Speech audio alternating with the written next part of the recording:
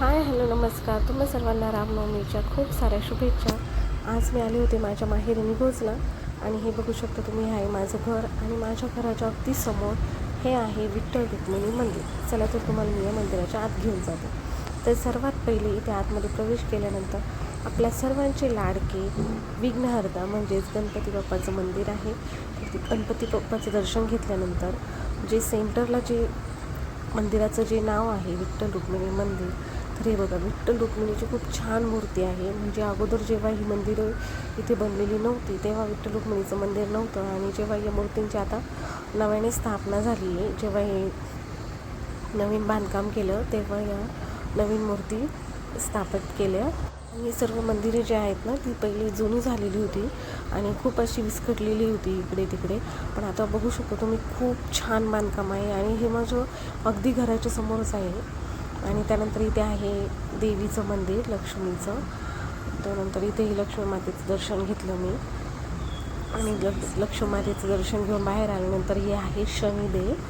तर शनी महाराजांचं मी लांबूनच दर्शन घेतलं आणि शनीच्या मंदिराच्या शेजारीच अगदी आहे स्वामी समर्थ केंद्र, जिथे दोन्ही टाईम खूप छान आरती वगैरे होती. आणि हे आहे दत्त मंदिर आणि जे मागे तुम्ही बघताय हे आहे स्वामी समर्थ केंद्र. इथे खूप छान बालसंस्कार केंद्र, होम हवन खूप छान प्रकारे हे दोन्ही टाईम आरती वगैरे इथे केली जाते. आणि त्यानंतर मी मंदिराला तुम्हाला बॅक साईड दाखवते. इकडे जे आहे ते याच्या पाठीमागे इथे बनवला आहे हा धोबी घाट. तिकडे ज्या गावातले लेडीज वगैरे आहेत तर तिथे कपडे वगैरे धुण्यासाठी येतात. आणि ही जी जागा आहे इथे आपण पाण्याचा चर जे बोलतो तर तो आहे हा पाठीमागे, पण आता त्याला पाणी नाही आहे त्यामुळे तो कोरडा पडला आहे. आणि त्यानंतर हा पूर्ण एक राऊंड मारल्यानंतर मंदिराच्या तुम्ही बघू शकता की ती मोकळी जागा आहे बघा. म्हणजे काही कार्यक्रम वगैरे जरी असला तरी खूप छान अरेंजमेंट केली जाते.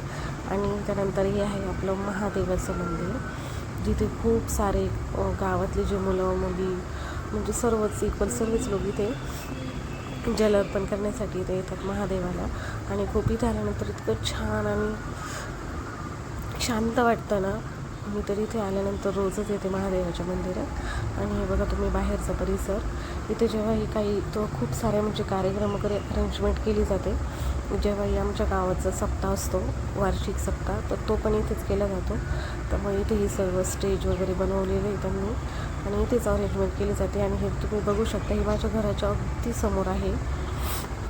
इथे आले ना की खूप छान वाटतं, असं वाटतं इथेच बसून राहावं. आम्ही तर इथेच बसून असतो, म्हणजे खूप साऱ्या मैत्रिणी वगैरे जर आलो तर इथेच बसून आम्ही गप्पा वगैरे मारतो.